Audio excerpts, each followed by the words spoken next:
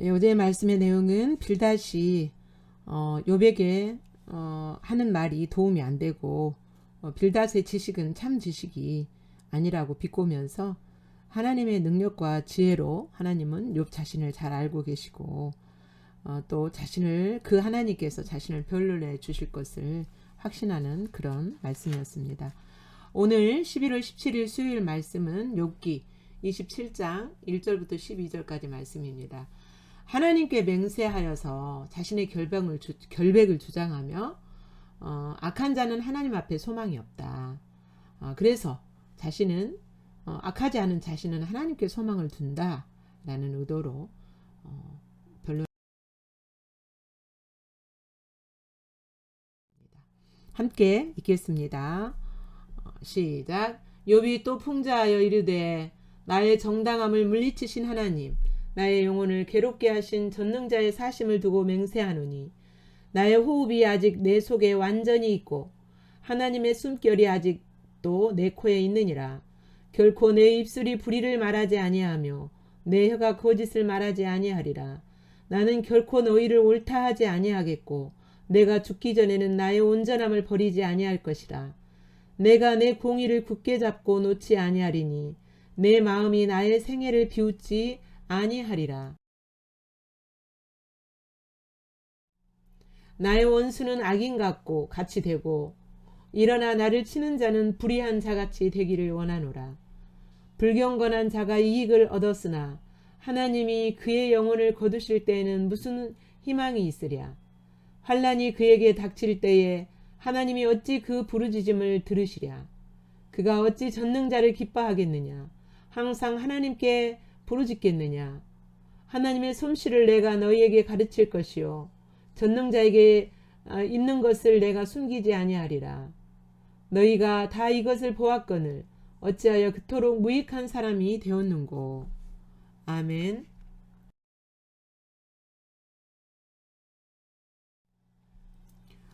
욥이 하나님 앞에 맹세함으로써 자신은 하나님 앞에 의롭다라고 주장하기 위하여서 자기가 하나님 앞에 의롭다고 인정받는 그것을 놓지 않고 끝까지 하나님을 붙잡겠다고 맹세를 하고 있습니다. 욥은요 앞으로 오실 예수 그리스도의 그림자입니다. 예수 그리스도를 통하여서 모든 인간이 의롭게 되어지는 그 예수님의 그림자예요. 욥이 2절에 보면 나의 정당함을 물리치신 하나님, 나의 영혼을 괴롭게 하신 전능자의 사심을 두고 맹세한다 그랬어요. 하나님께서 지금 욥이 하나님 앞에 의인인데 하나님 앞에 그런 고난을 받을 만한 죄를 범하지 않은 사람인데 왜 죄인이 당하는 그 죄인에게 허락하시는 그러한 고난을 허락하셨는지 알 수가 없어요. 그래서 그렇게 자신은 하나님 앞에 그런 고난을 받을 만한 죄를 범하지 않았습니다라고 주장할 때 그게 정당한 거죠. 요 편에서는. 그래서 그것을 주장하는데 하나님이 침묵하시고 조용히 아무 반응도 없으시니까 욥은 지금 하나님이 그러한 자신을 물리치셨다고 생각을 하는 거예요. 예. 나의 영혼을 괴롭게 하신 전능자의 사심을 두고 맹세하노니, 그러니까 그런 그 자신을 물리치신 그 하나님 앞에 자신의 영혼이 괴로워요. 그렇지만 욥 자신은 자신이 하나님 앞에서 의롭다는 것을 주장하고 그것을 붙잡기를 놓지 않겠다는 거예요. 그러면서 그런 물리침에도 불구하고 계속 하나님 앞에 섬으로 말미암아 그는 누구를 발견하냐? 예수 그리스도를 드디어 발견하게 되는 거죠. 예, 우리가 우리의 의로 우리의 그 말씀을 지키고 하나님 앞에서 어떤 행위를 함으로써 하나님 앞에 의롭게 인정받으려고 하지만 그것은 하나님의 의에 도달할 수가 없는 것이죠. 그래서 하나님 앞에 물리침을 당하게 되는 거죠. 우리는 어떠한 행위로도 하나님 앞에 의롭다고 인정받을 수 없어요. 그래서 하나님이 계속 물리치실 때 우리의 영혼은 괴롭게 해요. 그렇게 괴롭다가 우리는 우리의 자신으로 하려는 어떤 시도를 내려놓고 누구를 붙잡게 돼요? 예수 그리스도를 붙잡고 드디어 하나님 앞에서 의롭다고 하는 인정을 받게 되는 거죠. 예. 지금 욥기는 뭐라 그랬습니까? 나는 하나님 앞에 의입니다 라는 것을 주장하다가 그것을 끝내 놓지 않고 그 변호자, 자신의 의롭다고 변호해줄 변론자, 중재자를 이렇게 찾아가는 복음의 여정이라 그랬죠. 그래서 지금 욥이 하나님 앞에 하나님이 침묵하고 계시는 그것에 대해서 그럼에도 불구하고 놓지 않겠다. 지금 금행세인 거예요. 나의 호흡이 아직 내 속에 완전히 있고 하나님의 숨결이 아직도 내 코에 있느니라. 이 말은 하나님이 나에게 하나님의 호흡으로 우리가 하나님이 흙으로 우리 인간을 창조하시고 그 코에 생기를 불어넣어 주셨잖아요. 그러니까 하나님이 나를 창조해 주셨고 하나님이 나에게 생명을 부여해 주신 그 생명이 아직 내 코에 있다. 아직 나 죽지 않았다. 아직 나 생명이 있는 한, 내 생명이 끊어지는 한이 있어도 내 생명이 끊어지기 전까지 나는 이것을 결코 놓지 않겠다는 거예요. 하나님 앞에 의롭다고 인정받는 그것을 놓지 않겠다는 거예요. 여러분, 우리가 하나님 앞에 의롭게 서는 그것을 사모해야 돼요.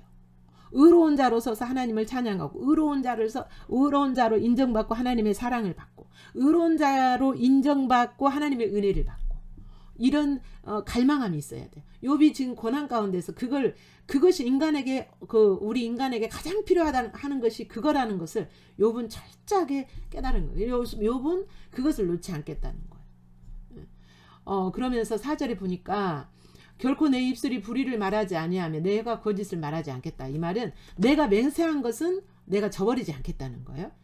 5절 나는 결코 너희를 옳다 하지 아니하겠고 내가 죽기 전에는 나의 온전함을 버리지 아니할 것이라. 그러니까 너희가 나는 죄인이라 막 이렇게 비난하는 그거 나 인정하지 않겠다. 내가 죽기 전에는 나의 온전함을 내가 하나님 앞에 의롭다고 인정받는 것을 결코 버리지 않겠다는 거예요. 내 그 의지를 버리지 않겠다는 거예요. 그 맹세예요. 내가 내 공의를 굳게 잡고 놓지 아니하리니 내 마음이 나의 생애를 비웃지 아니하리라. 물론 욥이 하나님 앞에 근본적으로 자기도 죄인이라는 걸 인정해요. 그러나 그런 고난을 받을 만한 죄는 범하지 않았다는 거예요. 욥의 친구들이 지적하는 고아와 과부를 괴롭히고 남의 물건을 억지로 뺏고 이런 죄를 범하지 않았다는 거예요. 내 공의를 굳게 붙잡고 놓지 아니하리니 내 마음이 나의 생애를 비웃지 아니하리라. 이 말은 나의 생애가 그 비웃음을 당하지 않을 것이다. 그러니까 내 생애는 결코 부끄러운 인생이 아니다. 나는 그걸 확신한다. 나는 하나님 앞에 부끄러운 인생이 아니다. 나는 그것을 확신한다. 그 말이에요. 우리가 하나님 앞에 예수 그리스도를 통하여서 의롭게 된 우리는 어때요? 부끄러운 인생이 아니에요. 어느 누구도. 하나님이 의롭다고 하시고 사랑하시고 은혜를 베푸시고 긍휼히 여기시고 자비를 베푸시고 그 하나님 앞에 우리는 부끄러운 인생이 아닌 거죠. 오히려 존귀하고 아름답고 사랑스러운 존재죠. 그러니까 욥은 친구들은 욥을 막 정죄함으로써 마귀와 세상 사람과 심지어 내 자신까지도 나를 정죄할 수 있지만 하나님 앞에서 그럼에도 불구하고 우리는 어때요? 하나님 앞에서 의롭게 인정받는 예배할 때도 우리 매일매일 순간순간 삶 가운데서도 하나님 앞에 의롭다 하고 인정받고 하나님 앞에 의롭다고 하는 가운데서 하나님과 교제하고 이것을 사모해야 돼요. 그렇게 우리가 하나님 앞에 되어지는 인생만큼 정말 그 성공한 인생은 없는 거죠. 결코 우리의 생애는 부끄러운 인생이 아닌 거죠. 이 세상에서 돈이 좀 없고 친구가 좀 없고 공부를 좀 못하고 세상 가치 기준에서 아름답지 않게 보이고 사람들이 막 나를 명예롭게 해주지 않을지라도 하나님 앞에 의롭게 인정받는 그것만큼 성공한 인생은 없는 거죠. 예. 내용을 다시 한번, 그러니까 욥은 정말 좋은 것을 놓지 않고 지금 붙들고 있는 거예요.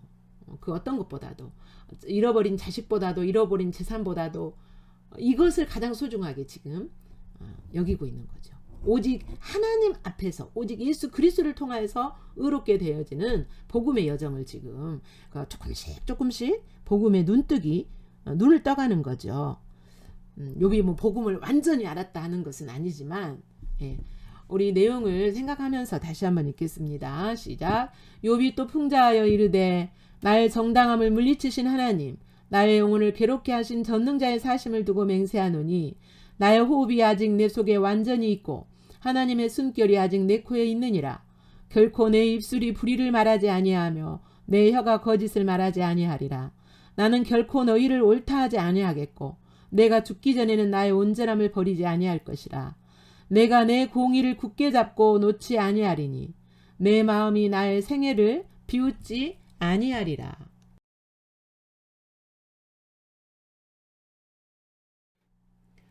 7절은 저주에 해당하는 말이에요. 친구들을 향하여서 저주에 해당하는 말인데 실제 저주는 아니고 너희들의 공격이, 나를 향한 말로 나를 치는 그 공격이 헛된 것이다.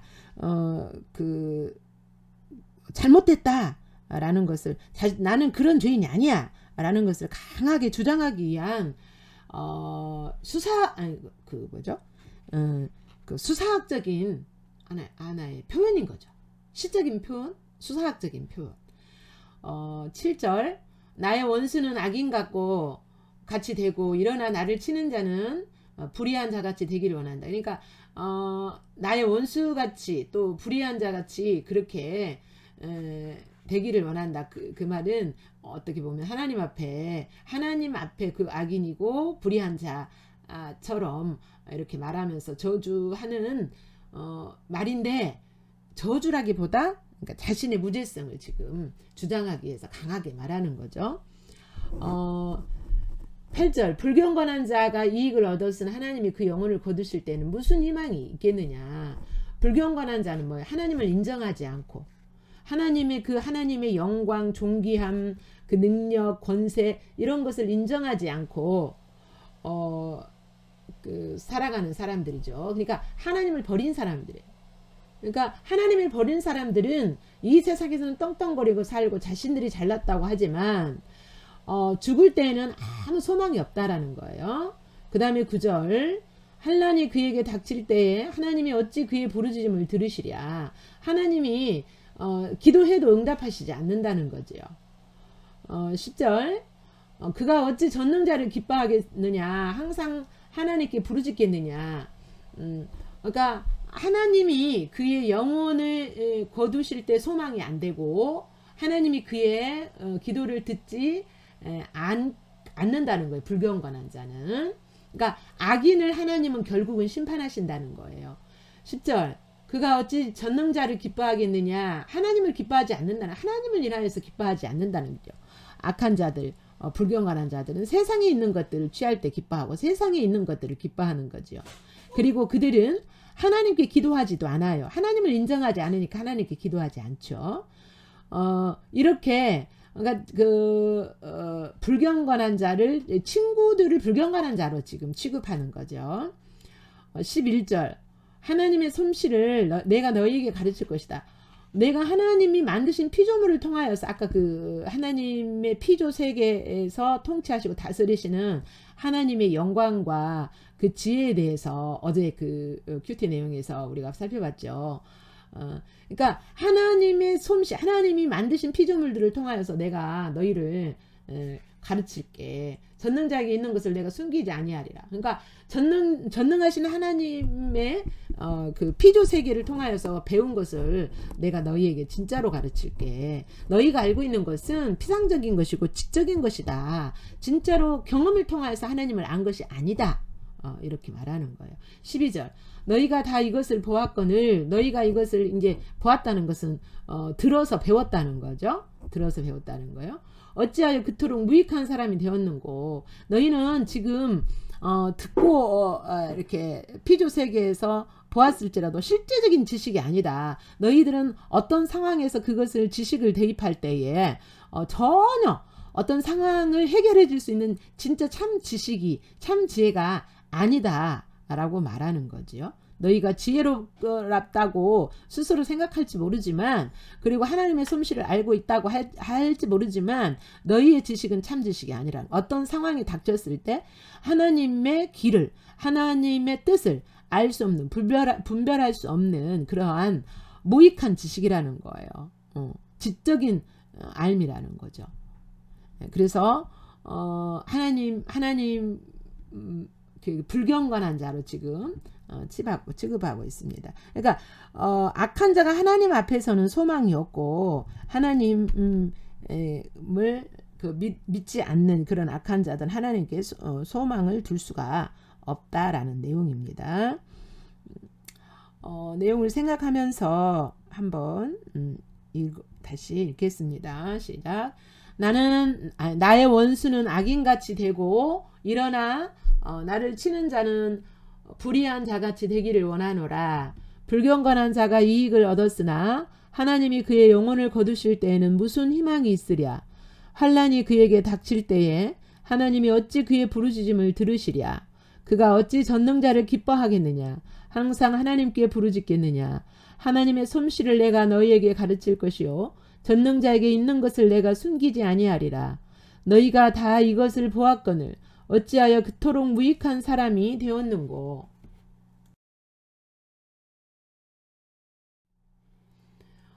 본문에서 비춰진 하나님 8절에서 악한 자는 자신의 생명이 다하는 날 구원하지 않으신다. 하나님이 악한 자는, 다시 말하면 불경건한 자, 하나님을 버린 자, 본문에서요, 자신의 생명이 끝나는 날 하나님이 구원하시지 않죠. 9절에서는 악한 자가 환난 날에 기도해도 하나님은 듣지 않으신다 그랬어요.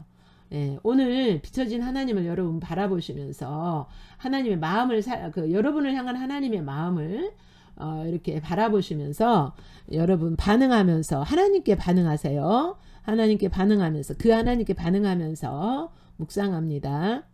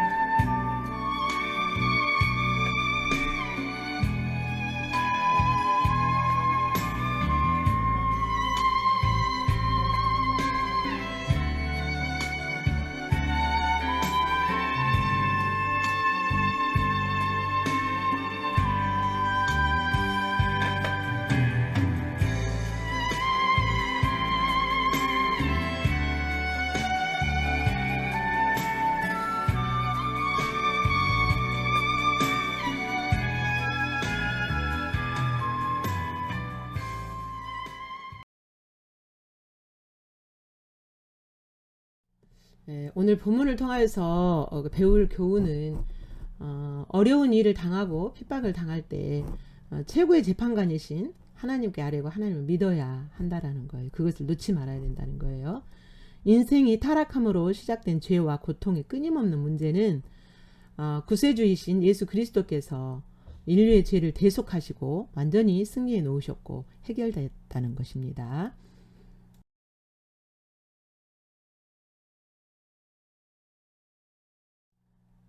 본문을 통해서 비춰진 우리들은 이 자리에서 6절에서 보면 하나님의 살아계심을 두고 맹세까지 하죠. 욥이 맹세할 정도로 자신의 의를 주장하려는 욥의 간절함이에요. 이것은 앞으로 오실 예수 그리스도를 통하여서 의롭게 되는 자신의 모습을 사모하는 거죠. 오직 예수 그리스도를 믿음으로만 의롭게 된 자신의 모습을 확신하는 것은 정말 중요한, 우리 신앙에서 정말 중요한 거예요. 그 의롭게 된 모습을 가지고 하나님 앞에 가서 하나님을 만나고 하나님을 예배하는 거죠. 이게 바로 그런 만남이 없으면 신앙이 실제가 아니니까요.